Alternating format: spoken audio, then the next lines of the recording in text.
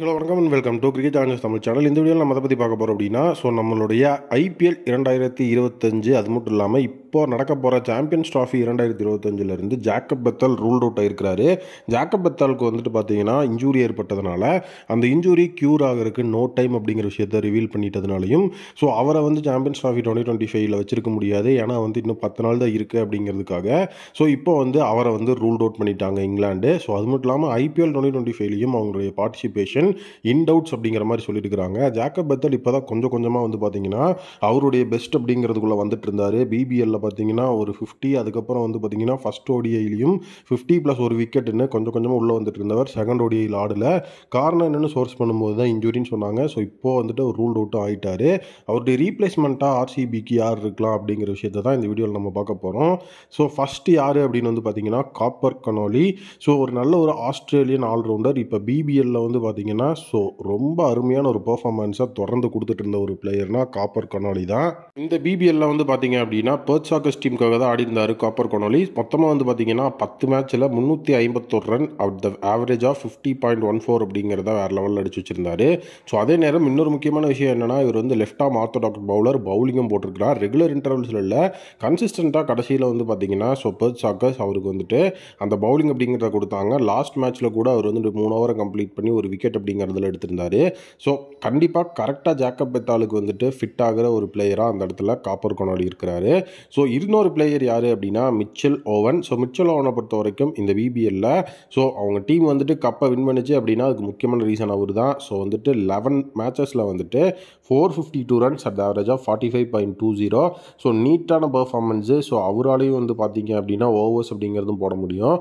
கரெக்டாக உங்களுக்கு அந்த எந்த இடத்துல நீங்கள் இறக்கி விட்றீங்களோ அதை ஈஸியாக அவரால் பெர்ஃபார்ம் பண்ணி அந்த இடத்துல கொடுக்க முடியும். மிச்சி ஓவன் அதுக்கப்புறம் காப்பர் கனோலி 2 பேருமே பார்த்தீங்கன்னா almost similar kind of performance அப்படிங்கிற அந்த ஒரு விஷயத்தில் இருந்திருக்கிறாங்க. அதனால் இந்த 2 பேர்த்தில் யாராவது ஒருத்தர் கண்டிப்பாக அந்த ஓவர்சீஸ் ப்ளஸ் ஆல்ரவுண்டர் அப்படிங்கிற அந்த ஒரு எஃபெக்டிவான ஸ்பாட் இருக்கிறதுனால அதில் கரெக்டாக ஃபிட் ஆகிறதுக்கு நிறைய வாய்ப்பு இருக்குது. ஏன்னா பார்த்தீங்கன்னா இப்போ பிபிஎல் மட்டும் இல்லாமல் ரெகுலர் இன்டர்வல்ஸில் நிறைய சீரியஸஸ் நடந்துகிட்ருக்கு. இப்போ SA T20 லீக் அப்படிங்கிறதும் நடந்து முடிஞ்சது. அதனால் அதுலேருந்தும் பிளேயர்ஸை ஆர்சிபி சோர்ஸ் பண்ணுறதுக்கு வாய்ப்பு இருக்குது அப்படிங்கிற மாதிரி தான் சொல்லப்படுது. பட் ஆனால் பிபிஎல்ல இருந்து இவங்க 2 பேர்த்தில் யாராவது ஒருத்தர் சூஸ் பண்ணால் அது இன்னுமே ரொம்ப எஃபெக்டிவாக இருக்கும் அப்படிங்கிற மாதிரியும் இப்போ பேசப்பட்டு வருது. இதில் மெயின் பார்த்தீங்கன்னா ஃபஸ்ட்டு எல்லாருமே மிச்சி ஓவன் அப்படிங்கிற மாதிரி தான் சொல்லிக்கிட்டு இருந்தாங்க. பட் இப்போ காப்பர் கனோலியும் ஒரு ஆட் அட்வான்டேஜாக உள்ளே வந்திருக்கிறாரு. SA T20 அப்படின்னா அதில் இந்த பிளேயரை கண்டிப்பாக எடுக்கலாம். நம்மளுடைய டிவல் பிரீவிஸ் எம்ஐ கேப்டவுனுக்காக தான் ஆடினார். 10 மேட்ச்சில் பார்த்தீங்க அப்படின்னா 291 ரன்ஸ் 48.50 அப்படிங்கிற ஆவரேஜ். அது மட்டும் இல்லாமல் இந்த SA T20 லீகில் அதிக சிக்ஸர்கள் அடித்த வீரர்கள் பட்டியலில் டிவல் பிரீவிஸ் தான் இப்போ ரேங்க் 1ல் இருக்கிறாரு. டோட்டலாக 25 சிக்ஸர் இந்த டோர்னமெண்ட்டில் அவர் அடிச்சிருக்கிறாரு. இன்னொரு முக்கியமான ஒரு விஷயமா அதை நம்ம பார்த்தாகணும். அது மட்டும் இல்லாமல் ஃபைனல் மேட்ச்சில் எம்ஐ கேப்டவுனுக்கு கம்மி பாலில் அதிக ரன் அடித்த பிளேயரு இவர் தான். 18 பாலில் 38 ரன் 211 ஸ்ட்ரைக் ரேட்டில் ஆடி இருந்தார்.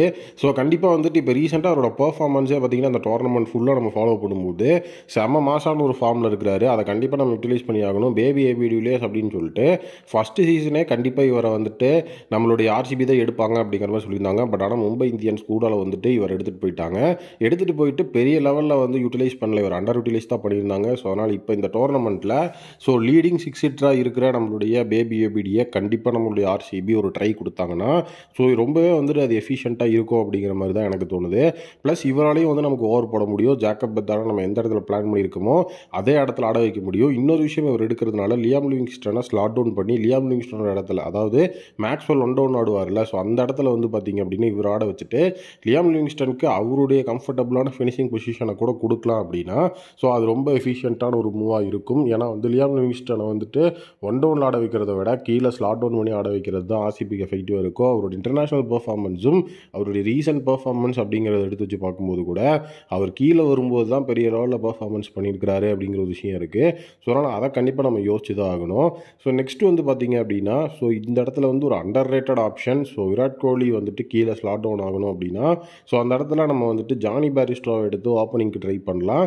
ஏன்னா நெக்ஸ்ட் சீசன் அப்படிங்கிற விஷயத்துக்குள்ளே வரும்போது ஜாக்கப் பெத்தால் திரும்பி வரும்போது 1 சீசனுக்காக ஒருத்தர் நம்ம எடுக்கிறோம் அப்படின்னா ஜானி பேரிஸ்டோ அது கண்டிப்பாக எஃபிஷியண்ட்டாக இருப்பார். ஒரு wicket keeper, top order opening batsman, ஐபிஎல்ல நல்ல ஒரு எக்ஸ்பீரியன்ஸ் அப்படிங்கிறதும் இருக்குது. அதனால் பேரிஸ்டோவை எடுக்கலாம் அப்படின்னு ஒரு சில ஒப்பீனியன் இருக்குது. பட் பேரிஸ்டோ ஒரு நல்ல ஒரு சீனியர் பிளேயர், நல்ல ஒரு எக்ஸ்பீரியன்ஸ் எக்ஸ்பீரியன்ஸ் பிளேயர் தான். பட் இந்த மூக்கு வந்துட்டு எந்த அளவுக்கு வந்து ஆர்சிபி ஸோ அவங்க மைண்ட் எடுத்து வச்சு அந்த இடத்துல யோசிப்பாங்க அப்படிங்கிற ஒரு விஷயம் இருக்குது. ஏன்னா கண்டிப்பாக வந்துட்டு ஆர்சிபி யங் பிளேயர்ஸை தான் வந்துட்டு இந்த மாதிரி இடத்துல வைப்பாங்க. அது மட்டும் இல்லாமல் விராட் கோலியே அவங்க ஓப்பனர் அப்படின்னு பிளான் பண்ணிட்டதுக்கப்புறம் ஒரு ஜானி பேரிஸ்டோ எடுத்து வச்சு விராட் கோலியை வந்து கீழே மறுபடியும் அவருடைய நார்மல் பொசிஷனுக்கு ஸ்லாட் டவுன் பண்ணி இவரை கொண்டு போகிறது அப்படிங்கிறது வந்துட்டு ஸோ ஆகாத விஷயம் தான் நான் நினைக்கிறேன். ஸோ அதனால் வந்து பேரிஸ்டோ இன் கன்சிடரேஷனில் வர்றது ரொம்ப ரேரு. ஸோ ஈவன் வந்துட்டு வார்னரும் அந்த கன்சிடரேஷனுக்குள்ளே வர்றது வந்து ரேர் தான். ஸோ அதனால தான் வந்துட்டு இந்த இடத்துல நம்ம வார்னர் அப்படிங்கிற அந்த பிளேயரை கொண்டே வரல. ஸோ உங்களுடைய ஒப்பீனியனில் நீங்கள் என்ன நினைக்கிறீங்க அப்படிங்கிற உங்களுடைய ஒப்பீனியனை கமெண்ட் செக்ஷனில் மறக்காம கமெண்ட் பண்ணுங்கள். ஸோ மீண்டும் ஒரு புதிய வீடியோ மீட் பண்ணுறேன். Thank you, take care and bye bye.